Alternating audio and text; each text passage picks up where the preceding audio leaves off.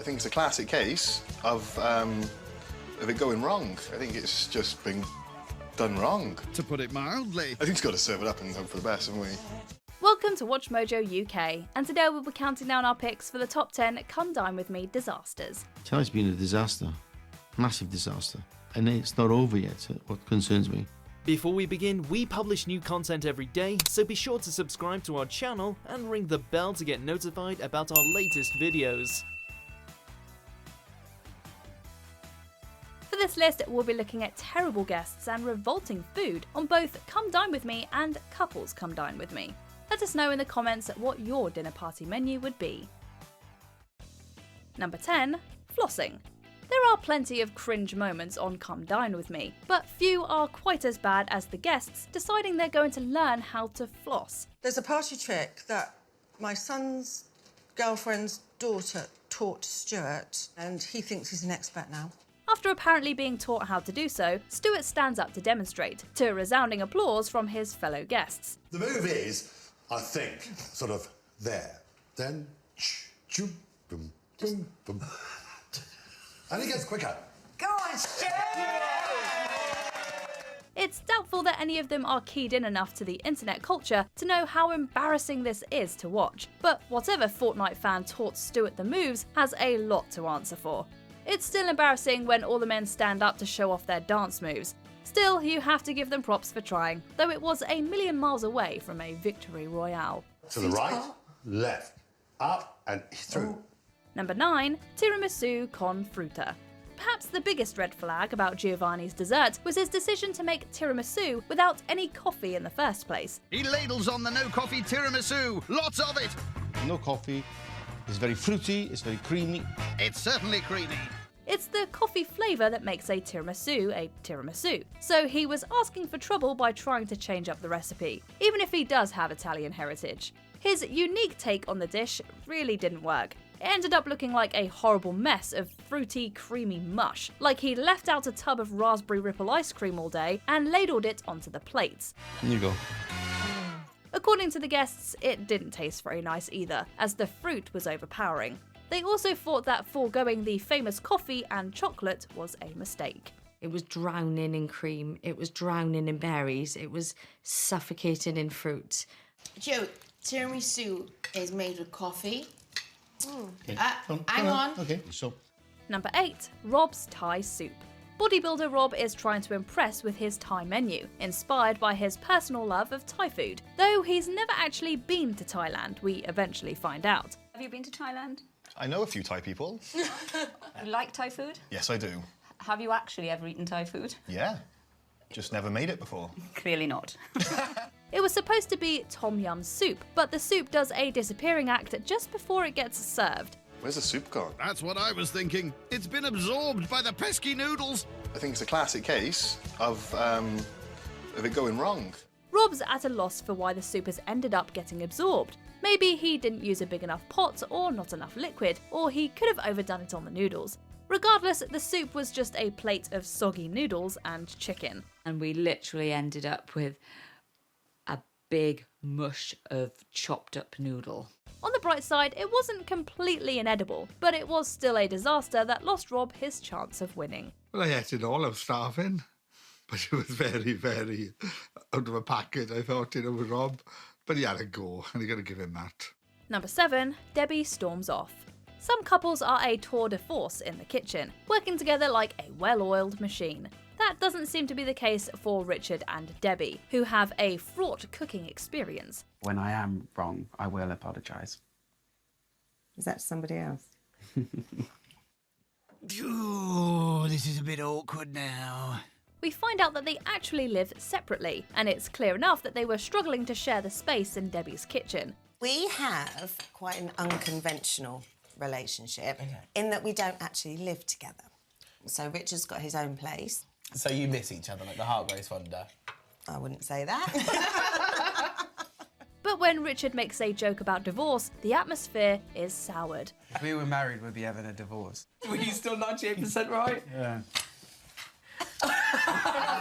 Say it, Deb.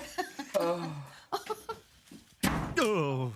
Though it seems like it's all fun and games, there are definitely some issues growing. They leave the guests alone to settle their differences, letting all the food go cold. Don't apologise. Definitely do that. This is not one of her fingers, is it? That might be his heart. Stone cold. That evening, you could cut the atmosphere with a knife. Number 6. Dry beef. Student Ian brings his dinner party guests to his student house to entertain them, and they're quick to judge. First, there are his terrible paintings, which he claims he can sell for a pretty penny. This one was for 16. Does that mean you took 60 seconds to do it? Is he having a joke? I would have given him £5. It looks like a 3-year-old's painted them. But then the food doesn't hold up either. He takes forever in the kitchen and brings out dishes that fail to impress. His starter was a slimy serving of scallops and black pudding, which the guests said reminded them of a slug. And then his main wasn't slimy enough. It was extremely overdone teriyaki beef with no sauce that nobody was keen on. They especially didn't like him forgetting the cutlery. Right, so we've waited an hour for the main course and now we're waiting 10 minutes for the cookery. Even Ian himself had to admit the beef was awful. This is bloody awful. Don't eat it. We're going to McDonald's. Number 5. Sardines. Rule number 1 of being a good dinner party guest: don't puke when you're at the table. Dave's cooking up some Ibethan tapas, which involves making a tasty tagliatelle with a less tasty tray of sardines. The sardines, complete with eyes and tails, go under the grill. The sardines were cooked whole with only some oil for seasoning and are clearly an acquired taste. Though some guests are brave enough to try the sardines, a few are very put off by the sight of a whole cooked fish. Who wants the big one? Go on.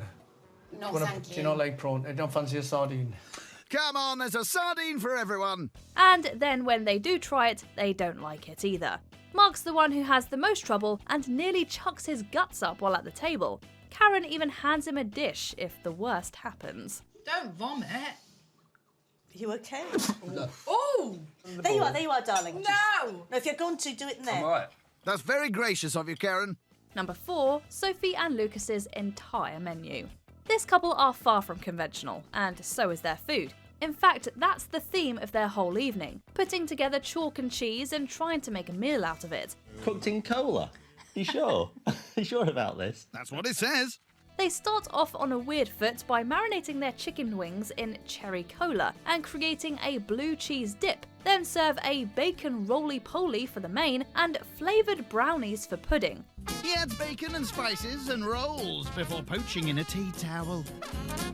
Sleep tight, gentle prince. Of all of those dishes, the main is by far the worst. It looks totally inedible, and indeed, some of them do struggle to get it down. It's hard to ruin something as simple as bacon and cheese, but they managed it. The smell, the texture, the look. There wasn't one appealing thing about it. Number 3. Claire's steaks. It's not clear whether Claire's ever actually cooked anything before signing up to compete on Come Dine with me, but we're going to guess not. The hygiene standard in Claire's kitchen are a little lax, to say the least, as she keeps touching the food with her dirty oven gloves, even when stirring. Oh, crikey. Well, it's beats burning my fingers, isn't it? Well, I suppose. How about the chips? Not the glove again. She also mispronounces sirloin and loses track of which steak is supposed to be which. So I'm doing a sirloin steak. A what, sorry? Sirloin? What's that? Sirloin? Have another crack at it. Sirloin steak.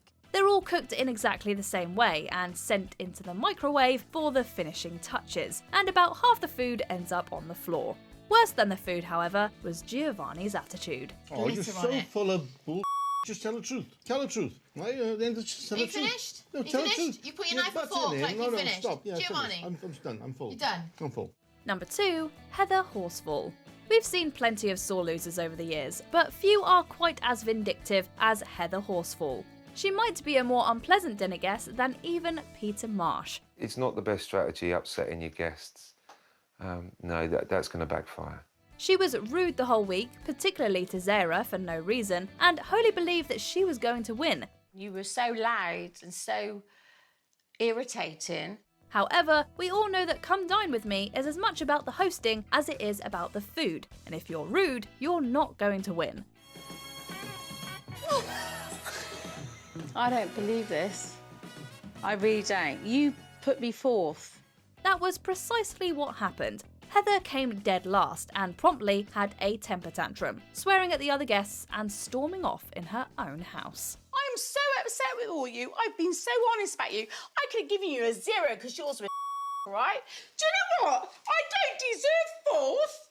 I'm sorry, I'm going to bed. Forget it. I'm so upset. Number 1. Lee's bad attitude. Why Lee thought he could win the £1,000 with this strategy is anyone's guess, but it did make for some great TV. As the creme brulee cools off in the garden, the temperature in the kitchen is on full whack. He welcomes the guests into his flat and then disappears into the kitchen for hours. He's done basically no preparation at all before their arrival. I'm not being rude, but I've got to peel spuds, do the creme brulees, do the starters, do the mains. You've still got to do the creme brulees? I've got loads to do. Listen, no pressure. It was a miracle they didn't all call it quits and go for a takeaway, though they did suggest it. Shall we ring for a takeaway? You'll get it quicker. Where's my phone? He didn't even bother to make one of the 2 starters, and they still didn't have the main course until after 9 o'clock at night. Lee ultimately set the record for the lowest score the show's ever seen, with a whopping 7 out of 30. So the bottom line is you didn't like. I didn't like the chicken it. casserole. No, I like the chicken. Sorry. Personally, I think you're all. Do you agree with our picks? Check out this other recent clip from WatchMojo UK and be sure to subscribe and ring the bell to be notified about our latest videos.